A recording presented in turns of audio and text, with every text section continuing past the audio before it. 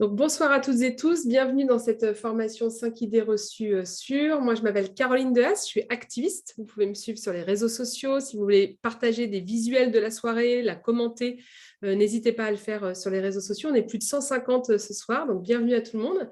Et puis, je vais laisser Sigrid ouvrir sa caméra, Sigrid Gérardin.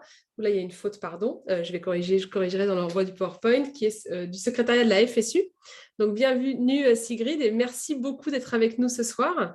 Est-ce que la grève s'est bien passée aujourd'hui ? Ah bah oui, c'était une grève très très importante. Elle fait suite de toute façon à la grève du 13 chez les enseignants, qui a été une grève inédite et historique. Puisque certes, on avait beaucoup parlé du sanitaire. Le sanitaire, c'était un peu la goutte qui avait fait déborder le vase avec la gestion erratique du ministre Blanquer qui disait on est prêt, tout le monde est protégé, le virus ne circule pas dans les écoles, etc. Mais dans cette grève, en fait, elle montrait aussi un manque criant de moyens dans l'éducation nationale, parce que même en période normale, on dirait, les remplacements d'enseignants ne peuvent pas être assurés parce qu'il y a une vraie pénurie. Oh, madame. Et dans cette grève… Alors, attends, Sigrid, j'ai désactivé ton micro parce que je vais juste désactiver le micro tout le monde parce qu'il y a une personne qui est… Voilà, donc là, tu peux le réactiver normalement. Ok. Voilà, c'est bon. Donc, je disais, durant la grève du 13, on a énormément vu de revendications sur les salaires. Aujourd'hui, tout le monde sait que les salaires dans la fonction publique sont extrêmement bas, mais je pense que ça, tu vas peut-être en parler précisément.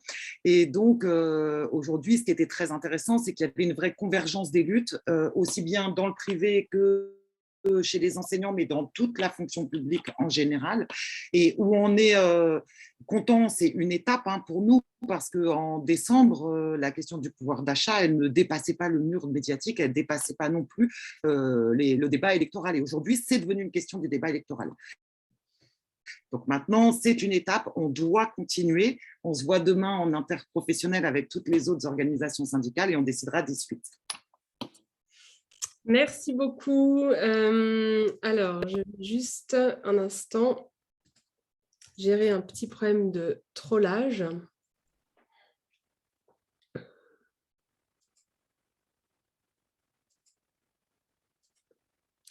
Voilà, on a des trolls qui sont invités, mais ne t'inquiète pas, je m'en occupe. Voilà, donc Sigrid, je te nomme co-hôte, comme ça tu peux voir les messages dans le chat. Et donc maintenant, il n'y a plus que Sigrid et moi qui pouvons voir les messages dans le chat, puisque comme nous recevons des messages de personnes insultantes, qui n'ont pas encore vu les règles de la formation, donc c'est normal. Voilà, on va essayer de circonscrire leur trollage. Donc, sur les règles de la formation, on finit à l'heure, 21h30 grand maximum. Toutes les questions, remarques, critiques, empathiques sont les bienvenues. Donc, les injures ne sont pas les bienvenues. Vous pouvez parler sur le chat. On va répondre au fur et à mesure aux questions. S'il y en a beaucoup, on ne pourra pas forcément toutes répondre. 100% bienveillance et respect. Donc, je ne l'avais pas encore dit. Donc, peut-être que la personne qui a essayé de nous troller, en fait, n'était pas informée de ça. Donc, maintenant, je le redis pour tout le monde, 100% de bienveillance et de respect. Et puis, je le dis aussi pour tout le monde, on est bientôt 170 connectés. Vous recevrez le PowerPoint de la formation de manière à pouvoir éventuellement le revoir. D'accord ? Le projet 5 idées reçues, il vient, je te mets juste en muet, Sigrid, juste le temps de la présentation.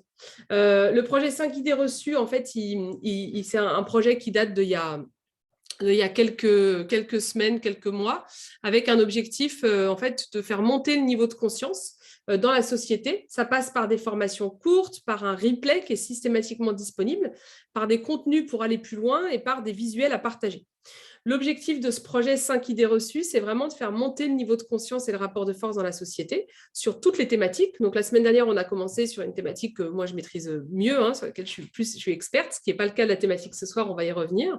Et puis, on fait des formations sur toutes les thématiques. Donc, il y a des formations notamment qui sont prévues sur les inégalités salariales la semaine prochaine, sur le code du travail, sur la sortie du nucléaire, sur le rapport du GIEC, sur le coût du travail. Et puis, en replay, vous pouvez voir celle sur le viol. Vous pouvez vous inscrire à ces formations sur 5idéesreçues.fr. Pour participer ce soir, vous pouvez poser vos questions dans le chat si vous le souhaitez. Les micros sont fermés parce que comme on est 170 bientôt, et ben, ça fait trop de monde pour pouvoir ouvrir les micros. Voilà. Est-ce que vous avez des questions sur ce projet? 5 idées reçues. Je vous remets le lien du site internet sur lequel il y a toutes les dates, toutes les réunions.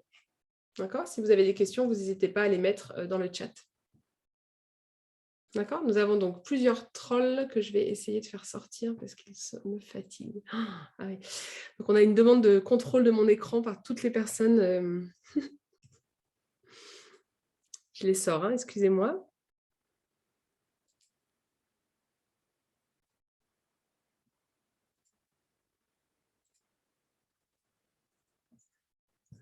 Il y en a pour 1 minute.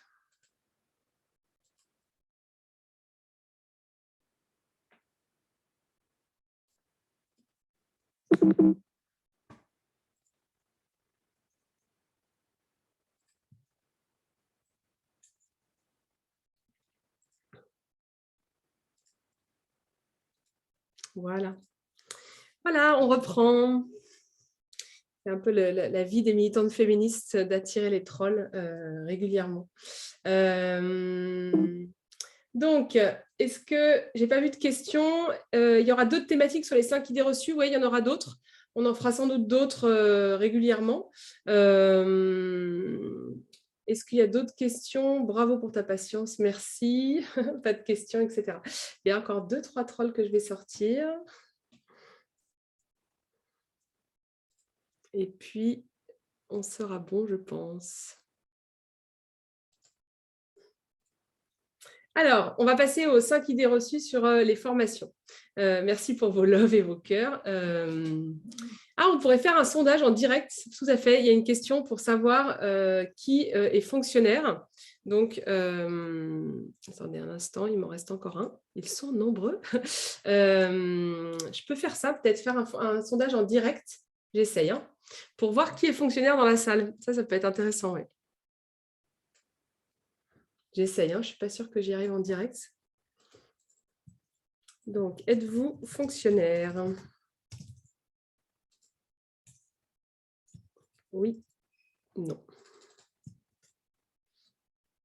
Toutes les personnes qui sont agents de la fonction publique mais pas fonctionnaires, je propose que vous disiez oui. Est-ce que vous voyez apparaître le sondage à l'écran? Ah oui, ça marche, il y a des gens qui votent. Je vais vous montrer les résultats quand tout le monde aura voté. Fonctionnaire, ça peut être titulaire, contractuel, peu importe. Je vous propose si vous travaillez pour la fonction publique, vous répondez oui. D'accord, 100% des gens ont répondu. Donc, nous avons, je vous affiche les résultats. Est-ce que vous les voyez, les résultats? S'afficher à l'écran? Oui. On a 41% de fonctionnaires ce soir, donc c'est plus que, vous êtes surreprésentés par rapport à la population française. Alors, d'où je parle d'abord et pourquoi cette formation? Cette formation, elle a comme objectif, pardon,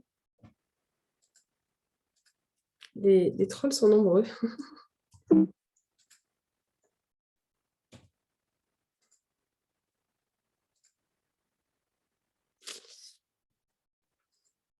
D'où je parle et pourquoi cette formation? Je vais juste vous poser une question technique, puisque les trolls n'arrêtent pas de lancer des demandes de contrôle de mon écran. Est-ce que quand quelqu'un demande le contrôle de mon écran, vous le voyez, vous, apparaître? Vous voyez que le PowerPoint? Non? Super. Donc, on va faire comme s'ils n'étaient pas là, ce sera plus simple. Je vais juste changer de place mon diaporama pour pas que...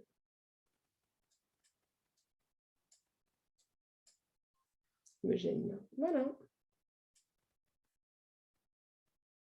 C'est bon? Alors, d'abord, d'où je parle et pourquoi je fais cette formation? Moi, je suis une militante à la base, militante activiste féministe. Je me qualifie comme une militante de gauche, écolo, antiraciste.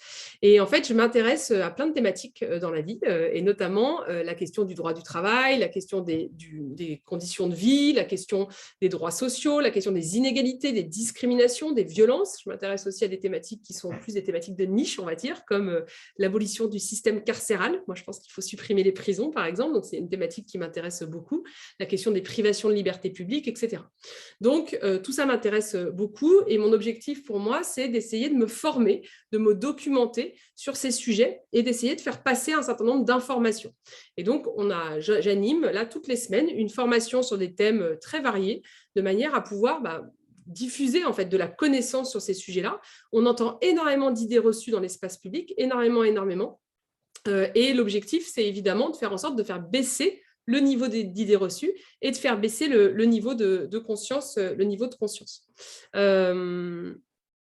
Pardon, j'en ai encore quelques-uns, donc je les enlève et je les signale évidemment.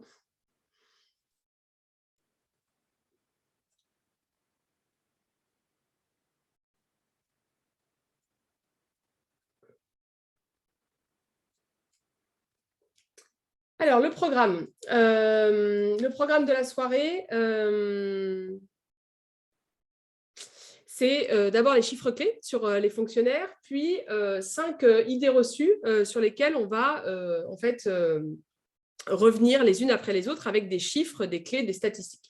Et puis, il y aura un échange avec Sigrid à la fin, avec l'objectif, évidemment, Sigrid peut intervenir, tu peux intervenir quand tu veux. Si jamais vous avez des questions précises auxquelles je ne sais pas répondre, je te renverrai la balle. D'accord ? Donc, les chiffres clés d'abord. En fait, le document de base que j'adore, qui est un document super intéressant, c'est le rapport annuel sur l'état de la fonction publique. D'accord ? Ce rapport annuel, il nous permet d'avoir des données très intéressantes sur l'ensemble des informations concernant la fonction publique d'État, la fonction publique territoriale et la fonction publique hospitalière. Bon, il fait 312 pages, hein, c'est un peu beaucoup, mais il est très intéressant et très fouillé. Et il y a énormément de données ce soir qui viennent de ce rapport. Alors attention, toutes les données que je cite, vous aurez les sources à l'issue de la formation. Vous recevrez le replay, le support PowerPoint et tous les liens des sources que je vais donner. D'accord ? Donc ça, c'est la base. Okay ? Ensuite, qu'est-ce qu'on trouve dans cette base ? On trouve des informations sur la fonction publique. À votre avis, il y a combien de personnes qui travaillent dans la fonction publique en France ? Vous diriez que c'est combien ? Combien de personnes à votre avis ? 10% de la population ? Plus ? 1 million ? Beaucoup plus ? Alors, Alice dit 5 millions. Ouais, c'est 5 millions,6. Il y a 5,6 millions de personnes qui travaillent dans la fonction publique en France. Ça représente 19,8% de l'emploi total. D'accord ? Alors, est-ce que ces 5 millions de personnes sont toutes des fonctionnaires à votre avis ? Vous pouvez répondre dans le chat. Non, bonne réponse. Ce n'est pas toutes des fonctionnaires. En fait, il y a une partie non négligeable de la fonction publique qui sont des personnes contractuelles ou avec des contrats de droit privé. Donc, c'est des contrats moins protecteurs que le statut de la fonction publique. D'accord ? Donc, les fonctionnaires ne représentent que 74% en fait, ce qu'on appelle, entre nous, les fonctionnaires, c'est-à-dire toutes les personnes qui vont en fait j'enlève les trolls en même temps. Hein. Ouais, je pense qu'on a eu une attaque du forum jeuxvideo.com et qu'il faut gérer en live. C'est assez impressionnant. Donc, les fonctionnaires, ce sont des personnes qui ont le statut de la fonction publique. Il y a beaucoup de gens qui travaillent dans la fonction publique, mais qui ne sont pas fonctionnaires. Parmi les contractuels, une information que moi, je n'avais pas, qui est assez intéressante, qui sont que 57% des contractuels sont en fait des personnes en CDD. D'accord ? C'est-à-dire que la grande majorité des fonctionnaires contractuels, donc des personnes qui ont un contrat précaire dans la fonction publique, sont en fait en CDD. Donc, c'est un contrat, non seulement ils ne sont pas fonctionnaires, mais en plus, ils sont en CDD. Et pour une grande partie d'entre eux, les 3/4 de ces CDD, c'est des CDD de moins d'1 an. D'accord ? Donc, c'est des statuts assez précaires. Il y a 3 types de fonctions publiques, ça je ne sais pas si vous savez, 3 types de fonctions publiques qui existent. On appelle ça les 3 versants de la fonction publique. D'accord ? Est-ce que vous les connaissez, les 3 types de fonctions publiques ?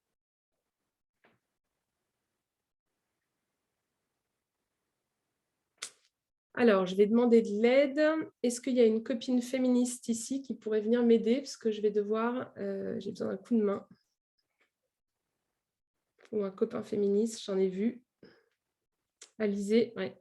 Alizé, je vais te nommer co-hôte. Et si tu peux désactiver toutes les vidéos, notamment des gens du forum qui s'affichent en vidéo pour afficher des éléments à caractère pornographique. Quand je pense qu'il y a des gens qui disent que le patriarcat est terminé. Voilà. Donc, on fait une formation sur les fonctionnaires et il y a...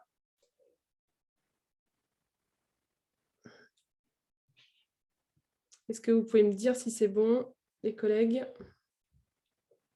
Enfin, ce n'est pas les collègues, les amis.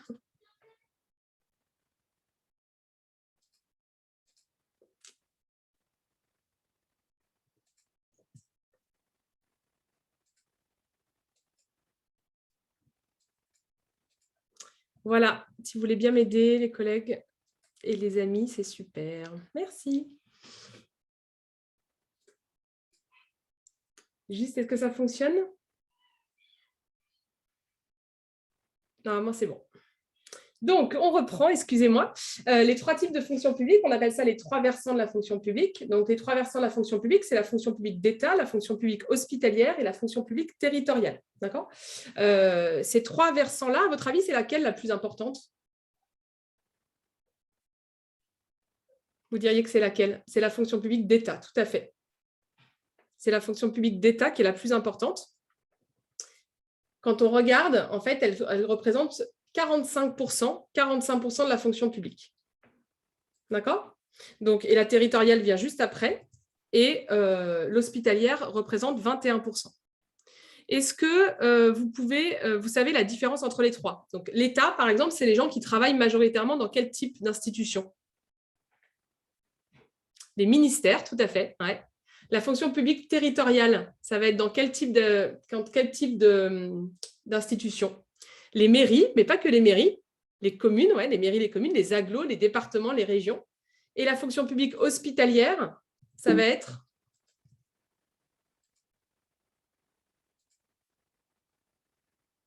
les hôpitaux, oui, tout à fait. Il y a 3 catégories d'emplois dans la fonction publique, d'accord? 3 catégories d'emplois, A, B et C. OK? Ces 3 catégories d'emplois, en fait, elles sont réparties comme suit. D'accord? Les B sont les moins importants en nombre. La catégorie A, qu'est-ce que ça veut dire? C'est des fonctions de direction, d'accord? Dans lesquelles il y a aussi des A+, c'est-à-dire des personnes qui sont en direction, en emploi supérieur, l'encadrement supérieur. Et puis, il y a la fonction publique, la catégorie B, pardon, c'est des fonctions qu'on appelle d'application, et la catégorie C, des fonctions d'exécution. Alors, les femmes, est-ce que vous m'entendez ou pas? Non, vous ne m'entendez plus? Si, c'est bon. Les femmes sont plus représentées dans la fonction publique que dans le privé. Est-ce que c'est vrai ou c'est faux, à votre avis? Oui, c'est vrai. D'accord? Elles représentent 63% des effectifs alors qu'elles représentent 46% dans le privé. Alors, pourquoi c'est intéressant? Parce que les politiques économiques, résultats, qui visent les fonctionnaires, en fait, elles vont davantage cibler les femmes proportionnellement. Quand on fait une politique économique qui vise l'emploi public, les fonctionnaires, par définition, dans la population française en général, ça va surimpacter les femmes par rapport aux hommes. Et on va y revenir tout à l'heure, quand par exemple on gèle le point d'indice, c'est-à-dire on gèle l'augmentation de fait des salaires des fonctionnaires, et ben ça a comme conséquence qu'on va, de fait, en fait augmenter les inégalités entre les femmes et les hommes. D'accord? Alors, la fonction publique, elle est régie par la loi de 1983, d'accord? Cette loi qui porte droits et obligations des fonctionnaires, la loi dite la loi Le Pors. Alors, ce statut de la fonction publique, c'est un statut qui notamment permet aux fonctionnaires en fait, d'être considérés comme, d'avoir un statut qui leur permet d'avoir ce qu'on appelle la sécurité de l'emploi. Et c'est souvent un statut qui est décrié dans l'espace public, notamment par les personnes de droite ou les personnes d'extrême droite, qui ont tendance à dire que c'est un statut qui est trop protecteur. Et ce que je trouve intéressant sur la question de ce statut, c'est qu'en travaillant sur cette formation, je me suis rendu compte, moi je trouvais que ce statut était évidemment protecteur pour les fonctionnaires. En fait, ce n'est pas un statut qui est uniquement protecteur pour les fonctionnaires, c'est un statut qui est protecteur pour l'ensemble de la société. Ce statut, il protège de fait des fonctions qui sont exercées dans l'intérêt général. C'est des fonctions qui intéressent l'ensemble des citoyens. Les personnes fonctionnaires, elles travaillent sur des sujets qui intéressent l'ensemble des citoyens. Et le fait d'avoir la sécurité de l'emploi, ça permet aux fonctionnaires de ne pas être virés en fonction des aléas politiques. Parce que si vous êtes soumis en fait, aux volontés politiques du gouvernement, votre emploi il est plus protégé. Et le problème, ce n'est pas tant de protéger les emplois en tant que tels, c'est de protéger les missions qui sont derrière ces emplois. Donc, ce statut qui protège les fonctionnaires, qui date de bien avant 1983, mais qui a permis, en fait, qui a été de fait fortement, qui a été lissé, harmonisé en 1983 dans la loi Le Pors, c'est un statut qui protège l'ensemble de la société. Est-ce qu'il y a des questions là-dessus ?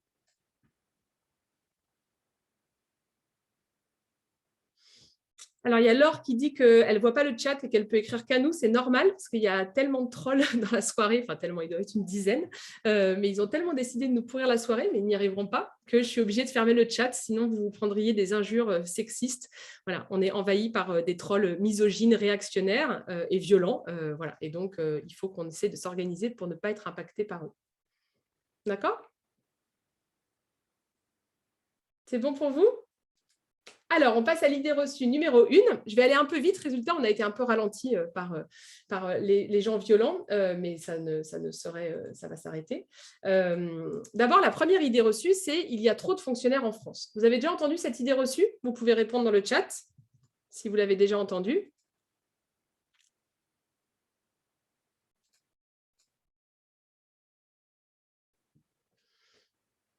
Ouais.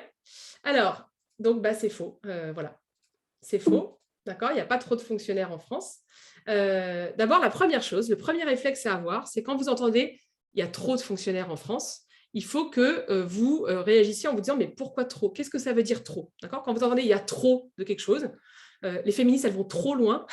En fait, il faut toujours se dire « c'est bizarre, ce trop-là, ça vaut le coup de l'interroger. » Ok ? Qu'est-ce que ça veut dire trop ? Trop, ça veut dire, la question, on peut se poser, trop par rapport à quoi ? Est-ce que c'est trop par rapport aux années précédentes ? Est-ce qu'on augmente fortement le nombre de fonctionnaires ?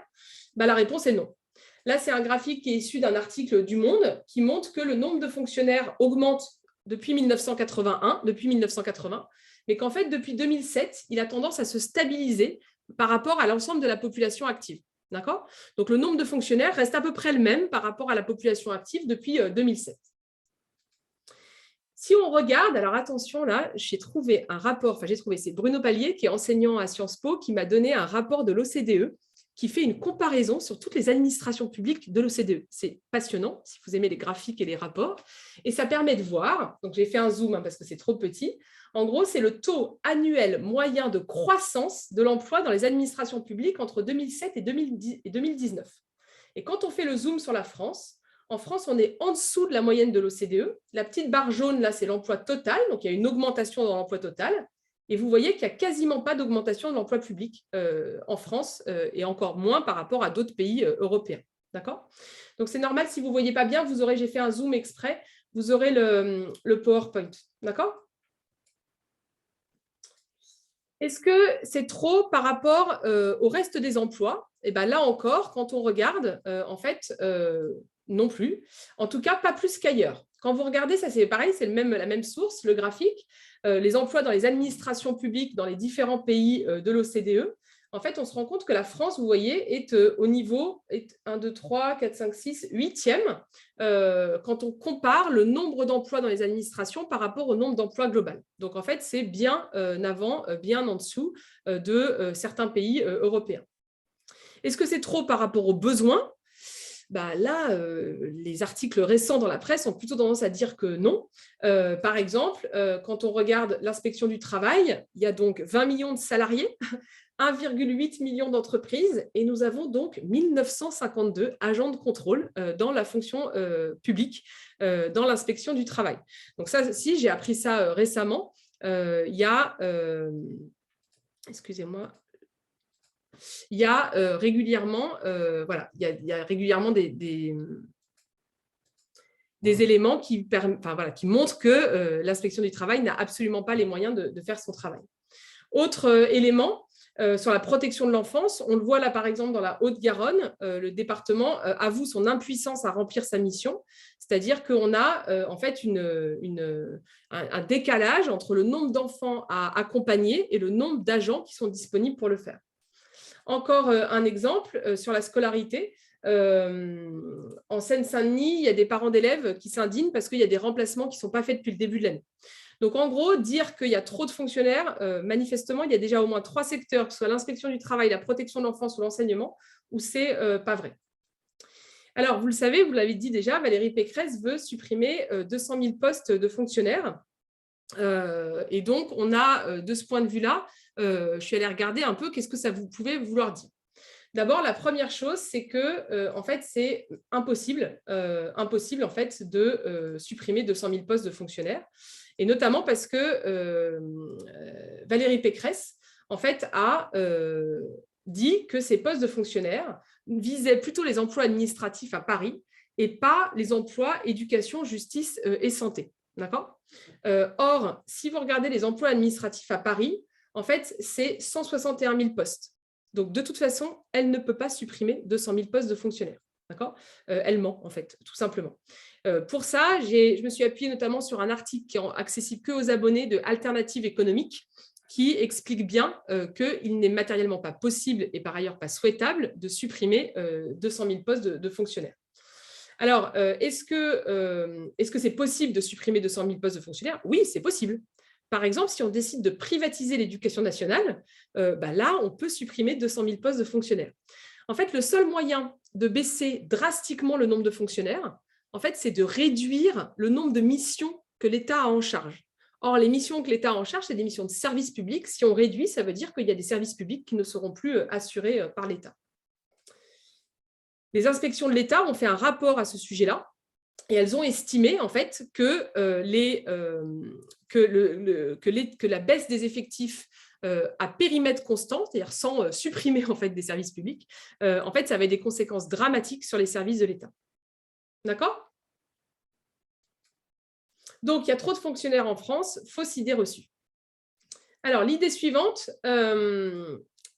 c'est les fonctionnaires sont trop payés. Vous l'avez déjà entendu, celle-là ? Ouais, il y a un article du Monde qui est sorti, je vais partager là, sur je supprime les partisans d'un monsieur candidat à la présidentielle mis en cause pour multiples agressions sexuelles. Donc, je partage dans le chat un document, je l'enverrai par mail plutôt parce que je n'arrive pas à le partager dans le chat, un document, un papier de Terra Nova, avec une femme de Terra Nova qui a fait une analyse justement de la suppression des postes de fonctionnaires. Il y a eu un article dans Le Monde aujourd'hui, je crois, là-dessus. Donc, les fonctionnaires sont trop payés. C'est faux. Alors pareil, quand vous entendez trop dans une phrase, première chose, se poser la question de qu'est-ce que ça peut vouloir dire. Alors je suis allée regarder combien gagnaient les fonctionnaires, en tout cas des fonctionnaires. Un professeur ou une professeure des écoles gagne en moyenne, d'accord, en moyenne, 2 321 € net par mois. Au début de la carrière hors prime, on est à 1 653. D'accord ? Je rappelle que le montant du SMIC est à 1 269. OK ? Donc, je ne sais pas si on peut considérer que c'est trop d'argent pour des enseignants et enseignantes. En début de carrière, un gendarme ou une auxiliaire de puériculture gagne 1 450 € par mois net, une assistante ou un assistant social 1 500 et une sage-femme 1 600. Là encore, je ne vois pas en quoi est-ce qu'on peut considérer que c'est trop. Et puis, quand on regarde à l'hôpital, la moitié des agents gagnent moins de 1 957 € net par mois. C'est ce qu'on appelle le salaire médian. Et donc là encore, le trop me paraît totalement disproportionné. D'accord ? Donc c'est faux. Et puis si on regarde par rapport au privé, en fait, dans le secteur privé, le salaire moyen mensuel, il est à 2 424 € net. Le salaire dans la fonction publique moyen, il est à 2 320 € net. Donc la fonction publique est moins bien payée en moyenne, d'accord, que le privé. Et puis, il y a un autre élément, c'est que le pouvoir d'achat des fonctionnaires est en baisse. Donc, ce n'est pas moi qui le dis, c'est l'INSEE. En 2018, il y a eu 1,2% de baisse du pouvoir d'achat. Et ça, c'est dû notamment en fait, au point d'indice. Est-ce que vous avez déjà entendu parler du point d'indice pour celles et ceux qui ne sont pas fonctionnaires ? Oui, un peu, non ? Alors, le point d'indice, qu'est-ce que c'est ? En fait, le calcul, les fonctionnaires, vous imaginez bien qu'il y a 5 millions de fonctionnaires, le calcul de leur salaire, il est quand même assez automatisé. Il est automatisé en fonction de grilles, de progression de carrière, d'ancienneté. mais il est aussi automatisé en fonction de ce qu'on appelle un point d'indice. C'est-à-dire que quand vous rentrez dans un métier, vous avez un point d'indice, vous avez un indice en fait, par exemple un indice qui est à 489, et en fonction du montant du point d'indice, on multiplie le point d'indice par votre salaire, par le 489, et ça vous donne le montant du salaire. D'accord ? Et le point d'indice, pendant des années, il était revalorisé, notamment pour permettre que l'inflation n'impacte pas le salaire et la rémunération des fonctionnaires. D'accord ? Et en fait, le point d'indice, depuis 2017, il n'a pas bougé. C'est-à-dire que les salaires des rémunérations des fonctionnaires, sur la partie, ce qu'on appelle indiciaire, qui est la principale partie de leur salaire, ne sont pas revalorisés. D'accord ? Depuis 2017, il n'y a aucun point d'indice qui a augmenté. Et la conséquence de ça, en fait, c'est que, donc attention, tableau avec beaucoup de chiffres, hein, c'est qu'il y a une proportion non négligeable d'agents de la fonction publique qui ont perdu de l'argent, en fait, depuis en 2019. D'accord ? C'est-à-dire qu'en 2019, il y a des agents, donc là, le chiffre exact, par exemple, sur l'ensemble de la fonction publique, si vous regardez le petit chiffre en haut à droite, le 41,3%, il y a 41,3%, c'est-à-dire près de la moitié des fonctionnaires dont la rémunération a augmenté moins vite que l'inflation en 2019. D'accord ? Et puis, il y en a 25,9%, donc près de 26%, dont la rémunération a carrément baissé par rapport à 2019. D'accord ? Et là, c'est sur une population qui n'a pas changé d'employeur. Hein. Je ne parle pas des gens qui ont changé de métier, qui ont peut-être perdu en changeant de métier. Voilà. Non, non. Là, je parle des gens qui sont restés chez le même employeur. D'accord ? Alors après, vous allez me dire, il n'y a pas que le point d'indice dans la rémunération des fonctionnaires, il y a aussi les primes, c'est vrai. Moi, je trouve ça assez intéressant, la question des primes, parce qu'en fait, elle est très, très liée à la question des inégalités salariales aussi. En fait, les primes, d'abord, premier problème, c'est que en fait, ça ne compte pas dans le calcul de la retraite, les primes. D'accord ? Je parle sous le contrôle là, de Sigrid, tu me dis si je dis une bêtise, hein, mais d'après ce que j'ai compris, ça ne compte pas dans le calcul de la retraite. Et donc, en fait, quand 30% de votre rémunération est en prime, en fait, votre retraite, elle va être calculée seulement sur 70% de votre rémunération. On me confirme dans le chat que c'est bien ça. Donc déjà, premier problème. C'est-à-dire que les primes, en fait, ça ne va pas, quoi. Et puis, le deuxième problème, c'est que quand vous regardez les inégalités entre les femmes et les hommes, on en parlera la semaine prochaine sur les inégalités salariales, et bien, les femmes, elles ont des moins bonnes primes que les hommes, même à poste équivalent. Et donc, il y a un enjeu aussi sur les primes d'égalité entre les femmes et les hommes. D'accord ? Donc, les fonctionnaires sont trop payés. Deuxième idée reçue. Troisième idée reçue, les fonctionnaires travaillent moins. Alors là, c'est facile, on a les stats. Hein. Voilà, la durée annuelle effective du travail en 2020, donc là, on parle pour les agents ou les salariés à temps complet. Dans l'ensemble de la fonction publique, les fonctionnaires ont travaillé 1599 heures. Dans le privé, 1576. Voilà.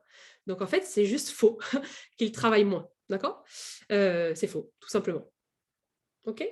Sur les sources sur les différences de primes femmes-hommes dans la fonction publique, vous pouvez les trouver dans ce qu'on appelle le rapport de situation comparée de la fonction publique, en fait dans les chiffres clés de l'égalité. Donc vous tapez dans un moteur de recherche chiffres clés de l'égalité dans la fonction publique, vous allez le retrouver. Je vous mettrai le lien dans l'envoi du PowerPoint. D'accord ? Et puis j'ai découvert autre chose en faisant cette formation sur le temps de travail des fonctionnaires. Non seulement les fonctionnaires ne travaillent pas moins, mais en fait ils travaillent sur des horaires plus difficiles. D'accord ? Quand on regarde par rapport au privé, en 2019, vous avez 36,9, c'est-à-dire plus d'un fonctionnaire sur 3 qui travaille le dimanche, même occasionnellement, d'accord ? Et 16%, c'est quand même énorme, qui travaillent la nuit entre minuit et 5 heures, même occasionnellement. D'accord ? Donc, on est face à des organisations du travail qui sont moins protectrices en fait, que dans le privé, où on est à 25 et à 12,5% sur les mêmes statistiques. Est-ce que c'est clair pour vous là-dessus ? Sigrid, si tu veux rajouter des choses, n'hésite pas évidemment.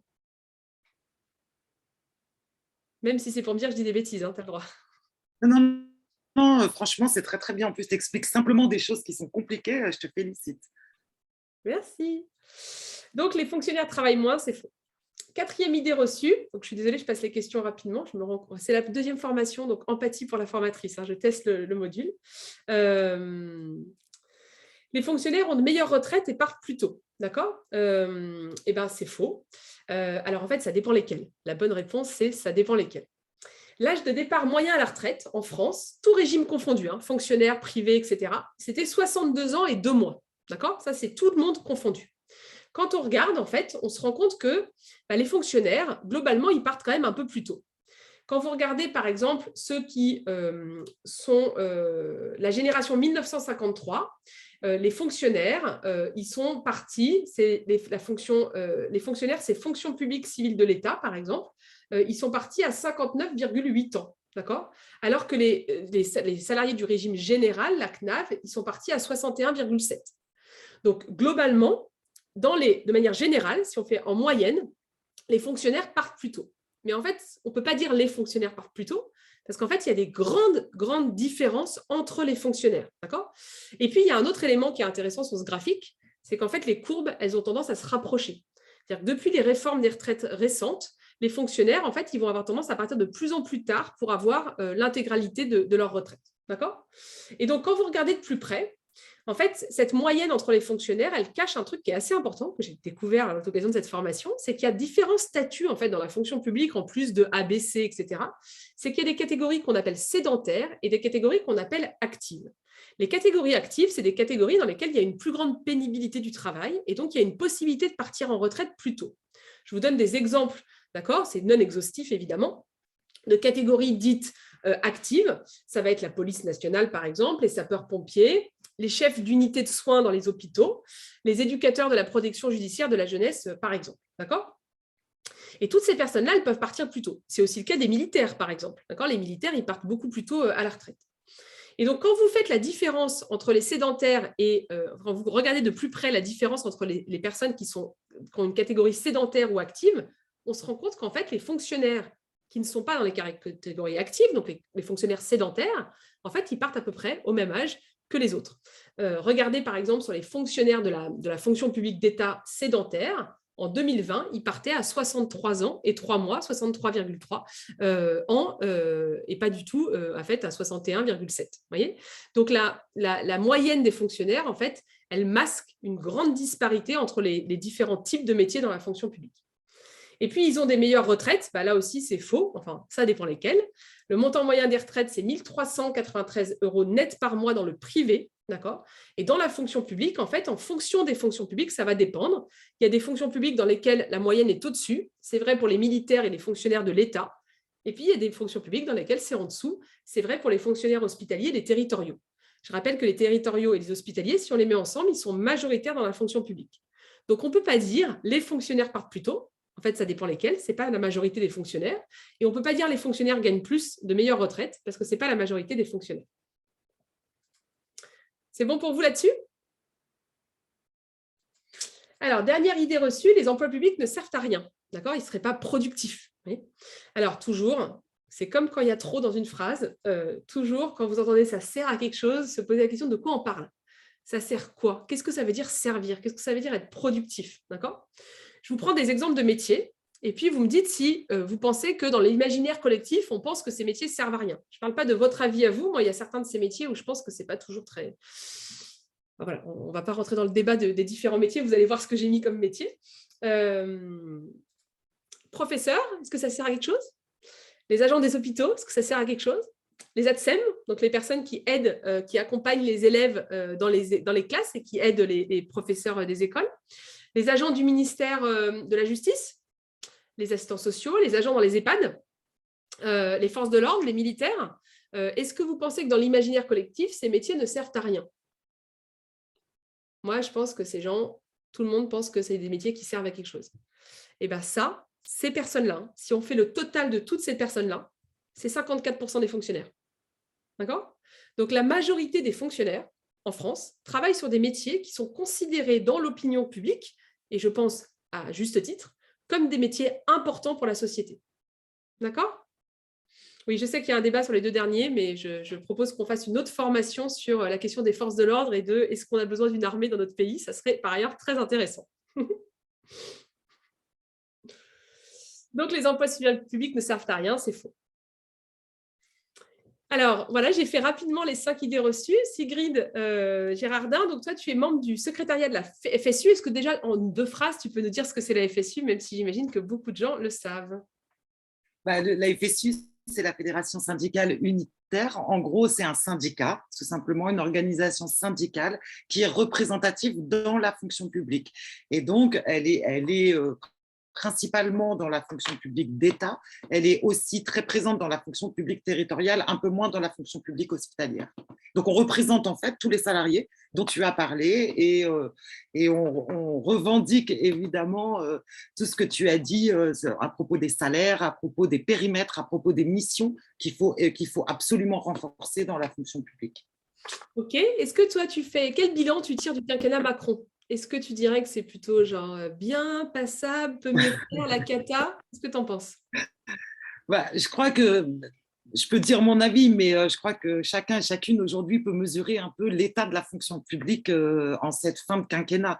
On a eu la pandémie qui est passée en plus sur ce quinquennat, qui a montré le rôle essentiel des agents, je pense notamment aux agents et aux agentes du soin et du lien, personnel soignant, travailleur social, personnel d'éducation, mais aussi tout ce qui est traitement des déchets, les éboueurs, les aides à domicile, etc. Par contre, cette pandémie, elle a montré aussi, elle a mis en lumière aussi toutes les carences et toutes les difficultés des services publics. Et on voit bien qu'on a accru sur ce quinquennat, le gouvernement a accru les difficultés. On a des services publics qui sont au bord du craquage parce qu'il y a un manque criant de financement.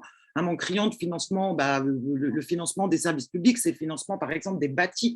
Alors spontanément, on va penser évidemment aux hôpitaux, mais il y a aussi des universités, il y a aussi des tribunaux, il y a aussi sur certains territoires le bâti scolaire, et là je pense un peu à Mayotte, mais il y a un manque criant vraiment de personnel partout. Et ce qui a été renforcé encore aussi sur ce quinquennat, c'est quelque chose qui préexistait, c'est ce qu'on appelle la fracture territoriale, parce qu'aujourd'hui, accéder aux services publics sur certains territoires, c'est du domaine du parcours du combattant. Et on qualifie même certains territoires ruraux de désert complet des services publics. Alors, en même temps, il y a vraiment eu des luttes, il faut le dire, il y a certainement des gens qui participent ici, qui ont participé à des luttes exemplaires dans beaucoup de secteurs de la fonction publique. Et grâce à ces luttes, on a empêché un des desseins de ce quinquennat qui était la suppression de 120 000 fonctionnaires. Il n'a pas réussi à supprimer tous les fonctionnaires. Par contre, il y a quelque chose, on n'a pas réussi à mettre en place un rapport de force suffisant parce qu'une loi très dangereuse a été votée en 2018, c'est ce qu'on appelle la loi de transformation de la fonction publique, qui s'attaque frontalement au statut général de la fonction publique et à tout ce que tu as décliné, Caroline, notamment à des principes qui sont très forts, des principes de la fonction publique qui sont l'autonomie des fonctionnaires. Alors, c'est un grand mot, je vais essayer d'illustrer pour situer un peu ce que ça signifie et comment c'est attaqué. En fait, quand vous vous adressez à un… Tu m'entends? Vas-y, Ouais. pardon. Tu peux juste redire le nom de la loi? C'est quoi? C'est la loi sur la transformation, c'est ça? La loi de transformation de la fonction publique. Tu sais, ce gouvernement, il est très fort pour toujours, quand il décide d'approuvrir quelque chose, il dit qu'il le renforce. Donc là, il est en train de transformer. En remarque, là, c'est juste, nous, on parlait de destruction de la fonction publique. D'ailleurs, il est en train vraiment de vouloir transformer la fonction publique en une sorte de grande entreprise privée. Ils emploient même le mot de Startup Nation, tu vois, sur cette loi de transformation de la fonction publique. Et en fait, ils s'attaquent au statut général et au principe même, et notamment le principe d'autonomie. Aujourd'hui, quand quelqu'un dans la population s'adresse à un fonctionnaire, eh ben, il a la garantie que ce fonctionnaire exerce ses missions de manière complètement désintéressée, c'est-à-dire qu'il ne peut pas subir la pression de grands groupes industriels. Un exemple avec un pays voisin et l'Italie que vous connaissez tous et toutes, pardon, sur le traitement des déchets. On sait aujourd'hui que le traitement des déchets en Italie, il est à la main de grosses entreprises privées, en plus sans scrupules du tout, et on sait les dérives que ça signifie en termes économiques et en termes écologiques. Quand on s'adresse aujourd'hui, par exemple, à une CEN, c'est un acronyme pour parler des conseillères d'orientation, son statut de fonctionnaire, en fait, la protège de pression qui pourrait être exercée de la part d'écoles privées très chères, avec des enseignements douteux, avec des diplômes au rabais. En fait, elle ne subit aucune pression, elle n'est pas obligée d'imposer aux élèves ou d'inciter les élèves à entrer dans ce type d'école. Et ce principe d'autonomie des fonctionnaires, il est attaqué par la loi de la fonction publique. Pourtant, il est essentiel. Aujourd'hui, je pense qu'on suit toutes et tous ici l'actualité. On voit des scandales qui explosent, et tu en as parlé, hein, le scandale des EHPAD, par exemple, qui a ressurgi là dans l'actualité. On ne doit jamais faire confiance à des grands groupes privés lorsqu'il s'agit de biens communs. C'est la vie, là on parle de la vie, on parle de la fin de vie qui est soumise à la rentabilité dans ce qu'elle a de pire. En fait, ces entreprises vont engranger des bénéfices sur le dos des familles, sur le dos de nos aînés, et c'est complètement intolérable. Et si on ne veut pas avoir affaire à ce type de scandale, il faut faire un grand service public de la dépendance. Comme ça, chacun et chacune sur tous les territoires, quel que soit son revenu, pourrait avoir une place garantie plus tard, par exemple, en maison de retraite. Alors Bon, il y a d'autres. Si demain, toi, imaginons, tu es présidente de la République, ou il y a un président ou une présidente de la République qui écoute ce qu'a à dire la FSU, qu'est-ce qu'il faudrait faire? Qu'est-ce qu'il faudrait faire? Alors, première mesure, ça consisterait évidemment à abroger la loi de transformation publique, mais en même temps, engager un vaste plan de financement des services publics et de recrutement des fonctionnaires. On agirait sur le chômage des jeunes. Parce que tu l'as dit, hein, c'est 20% de l'emploi et ça permettrait d'offrir des débouchés à plein de jeunes. Les chiffres du chômage des jeunes est alarmant aujourd'hui encore. Ça résoudrait le problème des revendications fortes de la population, en finir avec la fracture territoriale, en finir avec la crainte et la pression qui est mise sur les familles de ne pas avoir de place en crèche, de ne pas avoir de place à l'école, de ne pas avoir de place dans les maisons de retraite, en finir avec la crainte de ne pas obtenir un rendez-vous médical dans un hôpital. En fait, il faut absolument que les services publics redeviennent un droit effectif pour tous sur tout le territoire. Et si on décide de renforcer le service public, ça signifie qu'on va recruter des fonctionnaires. Et là, recruter des fonctionnaires, la question salariale, la question des perspectives de carrière et la question des conditions de travail, c'est-à-dire des conditions d'exercice de son métier, elle est essentielle.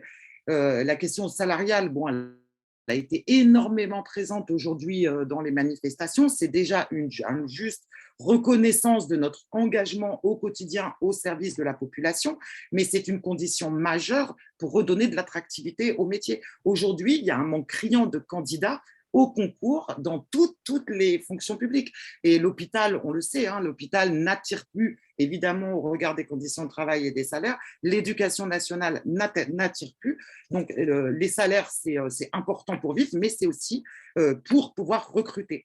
Et tu en as parlé tout à l'heure, hein, l'égalité professionnelle. Je ne sais pas, on est aujourd'hui, cette année, on fête les 50 ans de la première loi sur l'égalité professionnelle. 50 ans. Dans la fonction publique, les femmes gagnent 19% moins de salaire que les hommes, 12,3% à équivalent temps plein. Elles sont toujours sur des métiers les moins bien rémunérés, elles sont sur des métiers les plus précarisés. Et ce quinquennat aurait été marqué par un sacré blabla de ce point de vue-là. Quand il dit que c'était une grande cause nationale, rien n'a bougé. Donc là, j'en profite aussi pour appeler tout le monde à se mobiliser le 8 mars aux côtés des organisations syndicales et féministes et de bien montrer qu'on est là et que l'égalité professionnelle, ça suffit. Il faut que les femmes soient revalorisées, comme tu disais, hein, dégeler la valeur du point d'indice, ça concernera 63% des femmes, donc ça concernera plus de 3 millions de femmes qui verront leur vie globale améliorer, leur situation salariale améliorée sur l'ensemble du territoire. Merci beaucoup, Sigrid. Donc, il y a des gens qui disent Sigrid présidente. Je transmets, hein, voilà. On parle de rupture conventionnelle, la possibilité de faire une rupture conventionnelle maintenant dans la fonction publique. C'est nouveau, ça? Oui, alors ça, c'est nouveau aussi. C'est depuis 4-5 ans, ça a été mis en place il y a 5 ans, je crois. Alors, au départ, ce n'était pas du tout financé en plus, c'est-à-dire qu'on parlait de rupture conventionnelle, c'était pas financé, c'était énormément conditionné, c'est-à-dire qu'on pouvait pas activer ce nouveau droit, si on parle de droit, hein, ce nouveau droit à moins de 7 ans de la retraite, etc. etc. Et évidemment, comme Macron et son gouvernement et ses ministres veulent absolument vider la fonction publique de ses fonctionnaires, il essaye tous les moyens. Et là, il commence à mettre de l'argent pour justement proposer à tous les fonctionnaires qui le souhaitent, même à 3 ans de la retraite, de partir, de quitter la fonction publique. Alors, quand je dis il met de l'argent, hein, je vais mettre quand même des nuances parce que je crois que le maximum qu'on puisse toucher si on décide de partir de la fonction publique, c'est, je crois qu'on est autour de 15 000 € maximum, même si on a 20 ans de carrière. Et on n'a pas le droit d'y revenir, en plus, avec interdiction de revenir et avec interdiction, évidemment, d'aller au tribunal administratif, etc., si, avec des contraintes qui sont fortes. C'est un moyen positif pour licencier convenablement, enfin, non, pas licencier, pour exclure des fonctionnaires.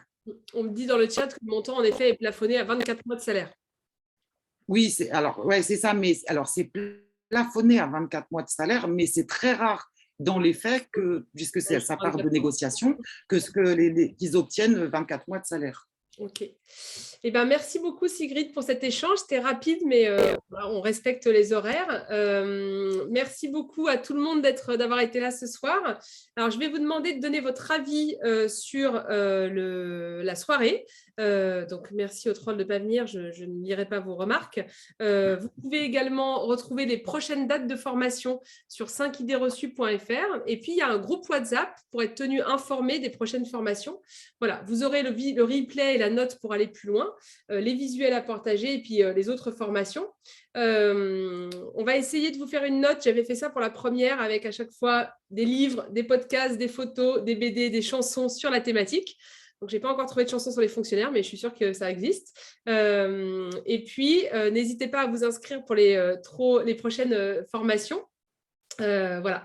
Il y a un site qui s'appelle 5 idées reçues sur lequel vous pouvez retrouver toutes les informations. Et puis, un groupe WhatsApp qui est fermé aux échanges. Donc, pour les trolls, ne venez pas. Vous ne pourrez pas envoyer des messages à caractère pornographique dessus. Voilà, il est fermé aux échanges. Simplement, ça vous permet de recevoir des informations voilà, quand on anime des nouvelles formations. Voilà, merci beaucoup pour vos messages. Vous ne pouvez pas voir tous les merci parce que j'ai fermé le chat à cause des quelques-uns de trolls, mais je devrais arrêter de dire troll, je devrais dire violent et harceleur.